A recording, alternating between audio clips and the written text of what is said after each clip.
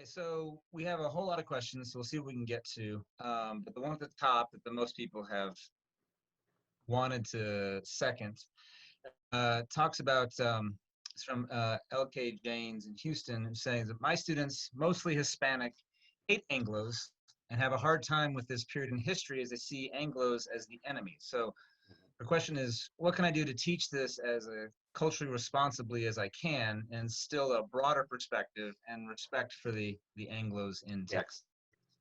Right. Well, that's a great question, and I guess I guess I have a sort of multi-part answer to that. Um, when you do what I've maybe suggested that you do here, and that is think of Texas as a borderland, put it in the global context, and sort of try to get away from the old Anglo-centric tropes, and really emphasize the messiness of Texas during this period. That it's a messy, complicated place that's really not, it almost never lends itself to heroes and villains, to good guys and bad guys, right? So you can point out, for example, of course, the low-hanging fruit here is to point out that there were really much of the Tejano establishment of San Antonio were closely allied with Austin and many of the Anglos for most of the 15-year period leading up to the Texas Revolution, and in fact during the Revolution, as has been pointed out in the other presentations. Remember that there is once again as a company of Tejano soldiers, volunteers fighting, in Sam Houston's army, including at San Jacinto. So that's that's one of the easy things to point out. It's also true that there are Anglo, quote unquote, Tories. There are Anglos who took the Mexican government side. They don't get a lot of press, but there were Anglos who kept their heads down when the actual Texas Revolution started. So, even when you're just talking about the revolution itself, it's not nearly as clear cut as Anglo versus Tejano. Um, and I think the other thing that you really can talk about is I'm sort of an economic determinist, meaning that the first you ask me about any historical topic, okay, as a historian, and my default go-to place first is to talk about, okay, what's in it for who? Okay, what are the economic factors? What are the economic dynamics of the situation? And I think if you start trying to say, okay, let's look at Anglo motivations, let's look at Tejano motivations, let's look at Central Mexican government motivations, you see that nobody's hands are clean. Okay.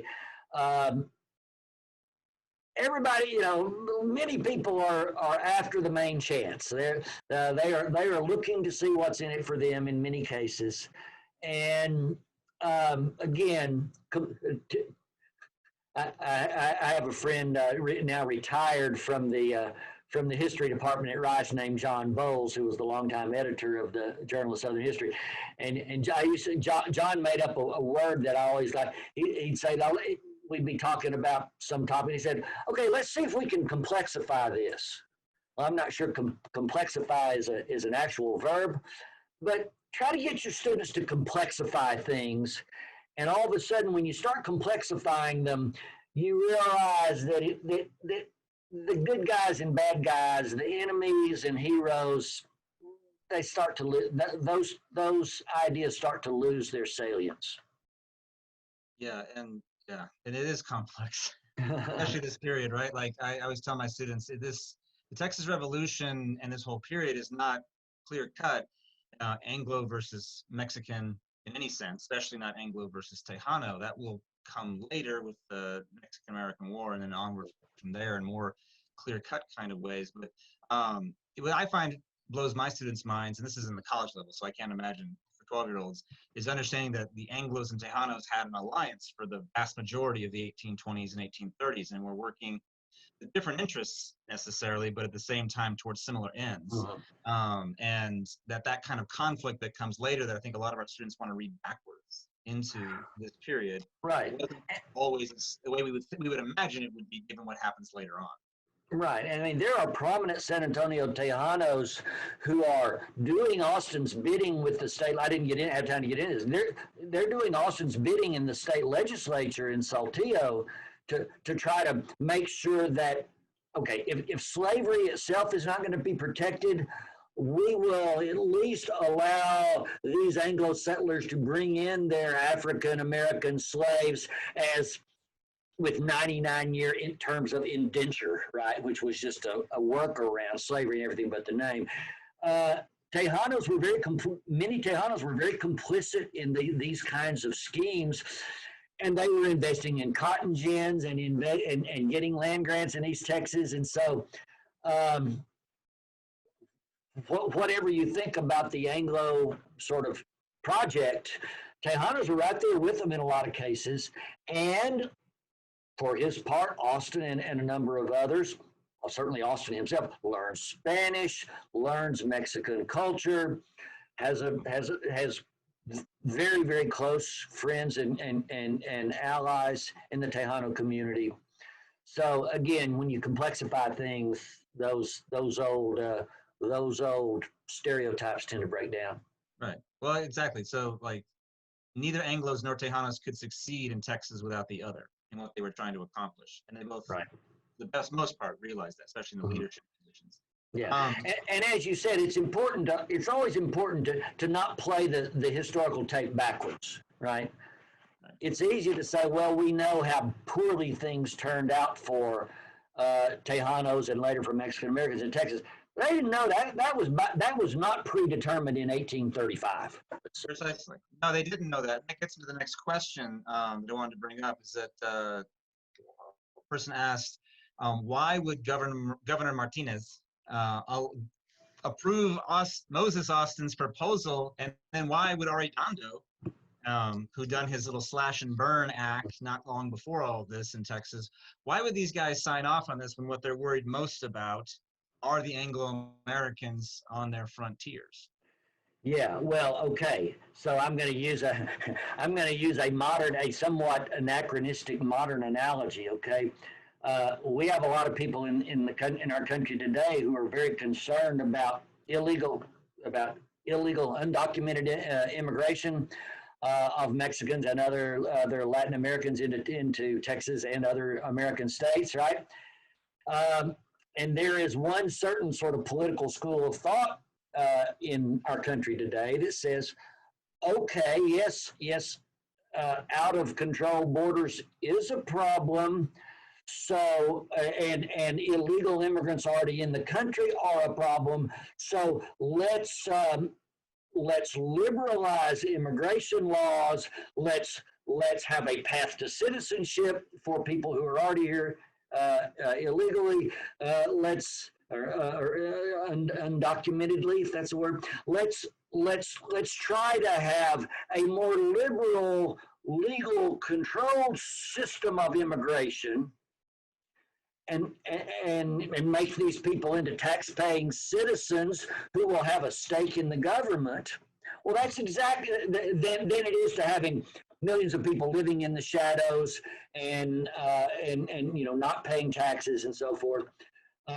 This is very much the calculation that Martinez and Arredondo and the authors of the national colonization laws in Mexico City and the authors of the state colonization laws in Saltillo. This is very much the calculation that they made.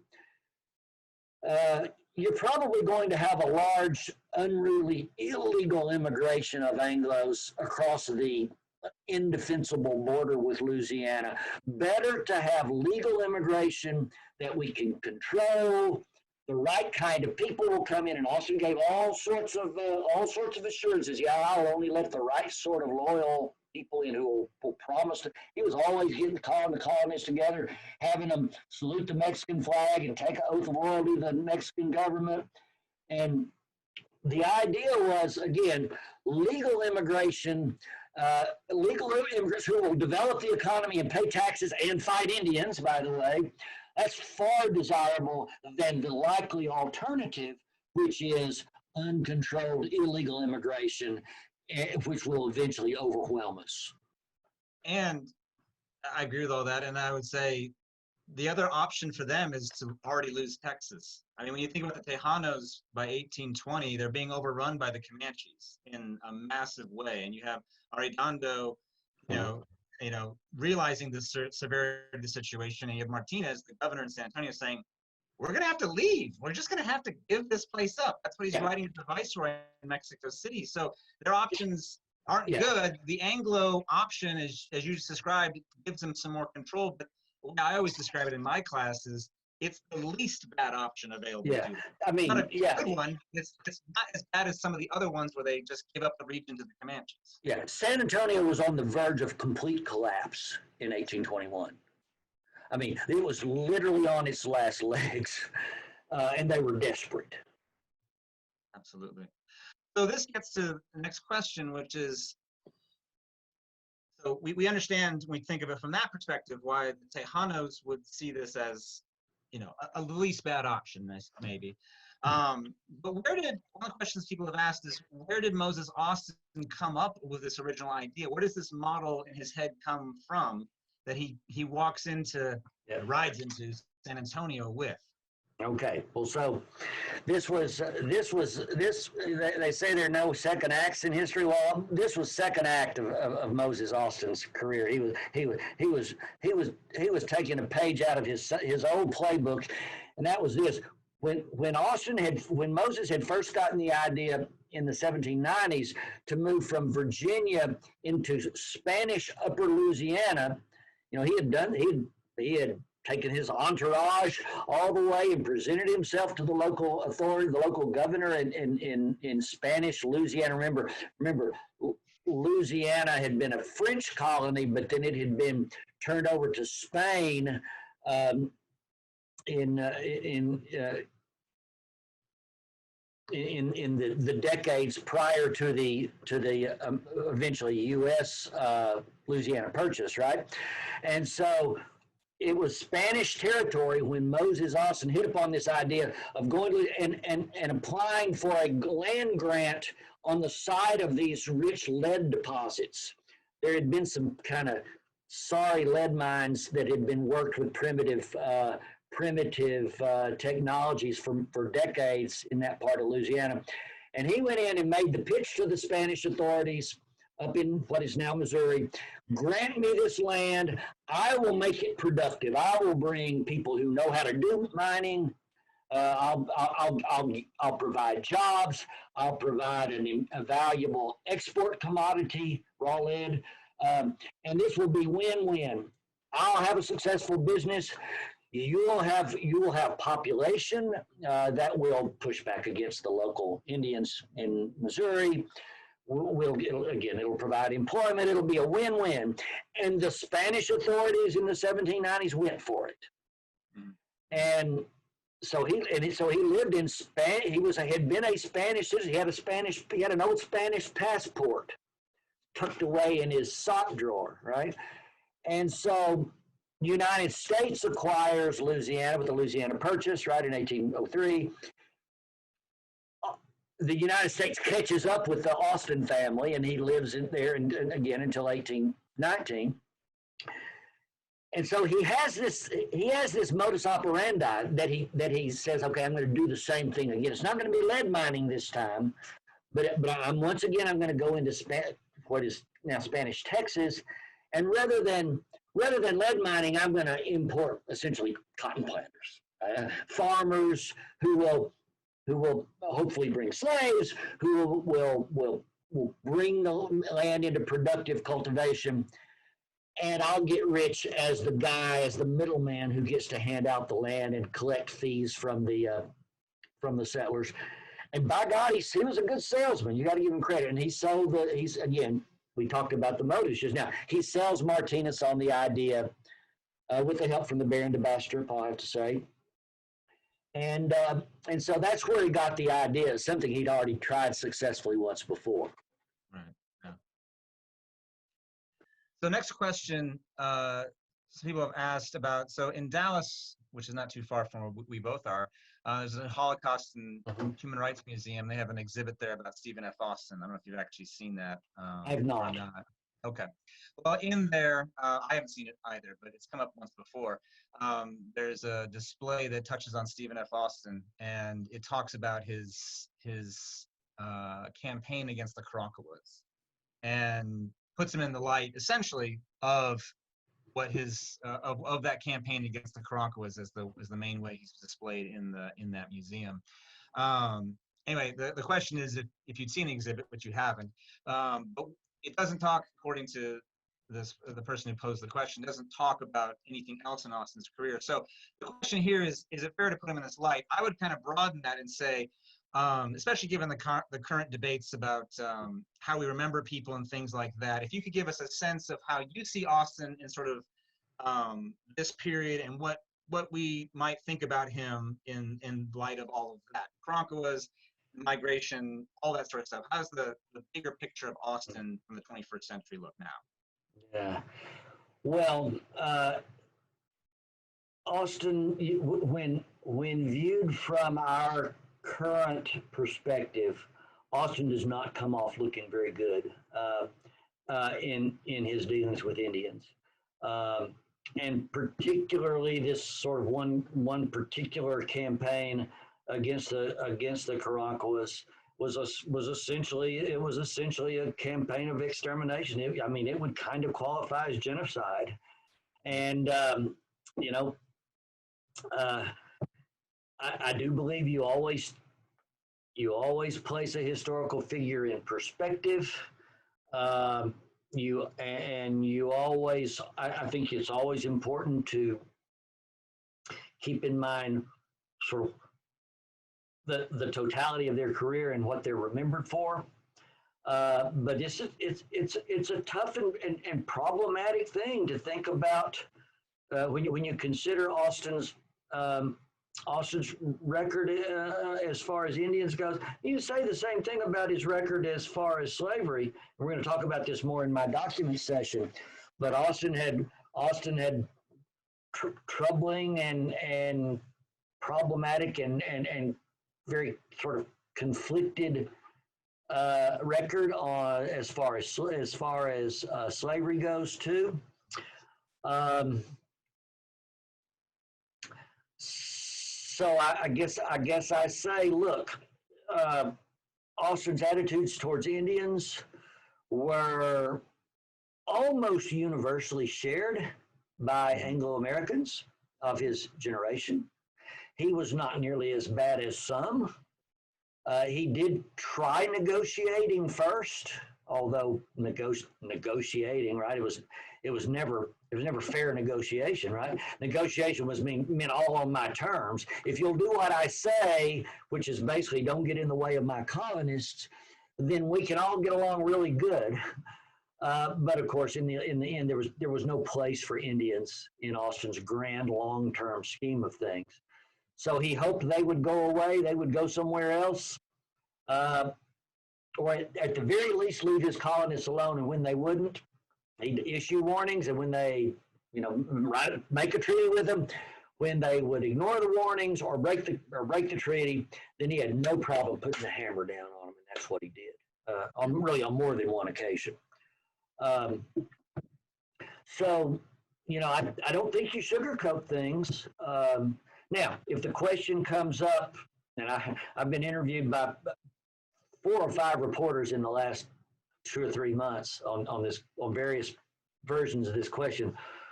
Well, what about our state capital being named for Austin, right? Or what about this monument or that monument or George Washington or Thomas Jefferson or what have you? My answer is always, I ask, as I said, first of all, what are the role of monuments or commemorative namings in the case of schools or state or cities? Those are commemorative. Okay, they're not. First of all, they're not opportunities to teach history. That's not what they're for. We have books and documentaries and museums that teach history. They are commemorative sites or commemorative acts, act of naming a city, for example. And then I always say, well, what are you commemorating here? Okay. Well, when you commemorate Thomas Jefferson, you're not honoring the fact that he owned slaves, or George Washington. You're not honoring the fact that he owned slaves. You're honoring the fact that George Washington was the hero of the Revolution and the first president who did some very wonderful things as far as the founding of this country. When Thomas Jefferson, you're commemorating him as president and as the principal author of the Declaration of Independence, with its ringing call that all men are created equal. Stephen F. Austin, you are remembering him as the sort of leading colonizationist of Texas, and you may think that was a really bad deal, but he's remembered as the sort of indispensable figure in the peopling of Texas with Americans, the Americanization of Texas, as he liked to put it. You're not commemorating his far less than stellar record when it comes to Indians or race or African Americans or anything like that. So I always say, what are they remembered for? If they are remembered because of their fighting for slavery or fighting for secession and the Confederacy, that's one thing. And I'm pretty interested in having a discussion about whether those are appropriate monuments. But if they are remembered for something else, then I take the position that the monuments, you may want to add some additional signage to them. Yeah. But we've always got books. We've always got books and museums and documentaries and things where you can really learn history. You don't learn the history from the statue. Right. Yeah. Well, that's the thing about, I think, all of these figures that I think we're talking about more openly, is that they're full humans, and they're not the statues. Right. And that's complex, as you said, as John would say, complexifying certain things. But it does mean that these people, whatever era we're talking about, are people of their era. And that's different than ours, and sometimes makes for very uncomfortable conversations. But that's a useful tool by itself, I think, to have those kinds of conversations about what does this past mean and what do we want to honor or commemorate or not about all of these things. Anyway, if we're looking for monuments to perfect people, we got a long way. I'm going to have any monuments, you know. Well, you did it in a great book called Lone Star Pass that I mentioned earlier. There's about memory in Texas and things like that. So if folks are interested in some of these questions, I would direct them to Dr. Cantrell's book on that. Well, I say now's a good time.